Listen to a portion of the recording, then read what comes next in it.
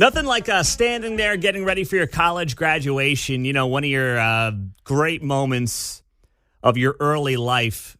And this guy gets up there, this old man gets up there and tells you how you're a victim and, good luck, but I don't like your chances. That's basically what the president of the United States did as he gave the commencement address at Morehouse College over the weekend. So, don't worry. There's more on Harrison Butker's commencement speech. That fallout continues. But Joe Biden gave the commencement at Morehouse over the weekend. And needless to say, it was one of those things where he was trying to play to the crowd, right? I mean, he was thinking to himself that he was going to show up there and appeal to black voters at this college by telling them that they're victims, telling them that every time they turn the corner, gosh, they are just getting screwed. Morehouse College was founded in 1867. It's located in Atlanta, Georgia. It is the nation's only historically black private liberal arts college for men. And Joe Biden did what he always does. He tried to play to the crowd and pandered to the crowd. And based on the lukewarm applause that he received, I want to play this for you and tell me if you're hearing what I'm hearing. You missed your high school graduation. You started college just as George Floyd was murdered. And there was a reckoning on race. It's natural to wonder if democracy you hear about actually works for you.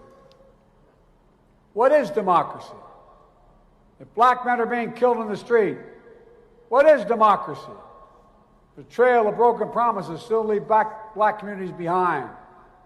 What is democracy? You have to be 10 times better than anyone else to get a fair shot. And most of all, what does it mean, as we've heard before, to be a black man who loves his country, even if it doesn't love him back in equal measure?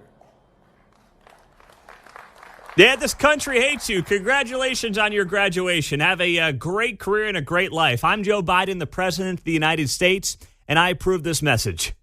Boy, nothing like inspiration there, huh, from Pops? How about that applause at the end, too? It's like, okay. Boy, he must be an election year. That guy wants our votes, huh? Slow clap. I mean, you would think that there would be, if the audience was into that, a raucous applause.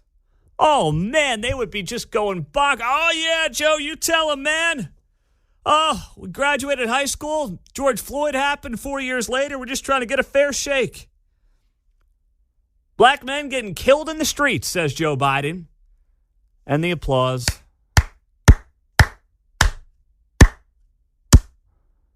Wow. That was not exactly what he was going for there, huh? I mean, that is just as weak as it gets from the President of the United States. Also as pathetic. I mean, I understand he's doing this for politics as much as anything. But how about that? I mean, imagine you're sitting there and you're watching the President of the United States give you this commencement speech, this commencement address, right? And he gets up there and he basically tells you what a victim you are. And how, this country really has not been good to you because of your skin color. Now, we understand the history of the United States. No one's sitting here denying that obviously race is a complex issue in this nation's history. We get that.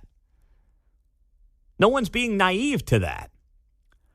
But on a day that is about what your future can become, on a day that's about what you've accomplished over these last 4 years and what you can be and how you can get there, the president elects to go in front of a group of black students and tell them, gosh, you guys are just getting killed in the streets and, George Floyd and stuff like that.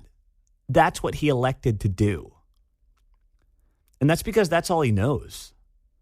That's all he can do. He can't talk about, hey, you are individuals who can pursue whatever you want to pursue in America, the greatest country in the world. While, yes, we have our warts, and yes, our history is complicated, and our history is one that we should be proud of, but also acknowledge that incredible mistakes were made. Today, it's 2024, and you are college graduates from Morehouse College. And starting tomorrow, you can get out there and you can do what you want to do. You can achieve what you want to achieve, and you can't let anybody stop you.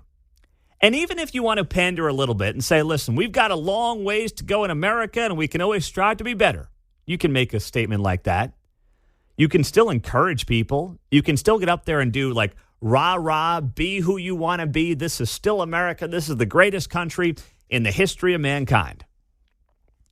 But here's the problem. Many of Joe Biden's ilk don't actually believe that. That's why they burn the American flag at these Palestinian protests. That's why they have no pride in this country. That's why they don't like the national anthem. They don't like the country. They don't like America. They don't like what America stands for. They don't believe in what America stands for. Now, I don't know if the people, now from what I could tell, listening to the reaction of that speech and that part of the speech in particular, didn't sound to me like Biden had as many sympathizers in that audience at Morehouse College as he thought he would. And good on them, by the way. Because of my kids graduating, everyone's all bent out of shape about Harrison Butker, please. The guy said, go have a great career, but, love your family more. Joe's like, you're a victim. This country treats you like crap. And by the way, George Floyd. He probably figured he had to get at least one George Floyd reference in there. And that was one way to pander to the crowd. Black people, right? They want to hear about George Floyd. No, I'm pretty sure on their commencement day, they want to hear about, what their opportunities are going to be in this country and how they should go achieve whatever they want to achieve and be whatever they want to be and how they can still do that in the greatest country of the world, even if we do have some issues. I'm pretty sure that's what they'd like to hear. At least when I think back to my time, that's what I would have wanted to hear. And that's what most people probably want to hear on an upbeat day. But for this guy, no, it's all pandering. It's all about trying to appeal to the lowest common denominator and then make it about him and his political party. And that's it. And it's a damn shame because, frankly, it doesn't need to be that way. Even during a political year, even when you're hemorrhaging votes, recent polling showing Donald Trump up, not up with black voters, but at 20% with black voters, which is basically double what he did 4 years ago. And if he gets that number, that'll be the most black voters for any Republican on the presidential ticket since pre-civil rights, since Eisenhower. Put that into perspective.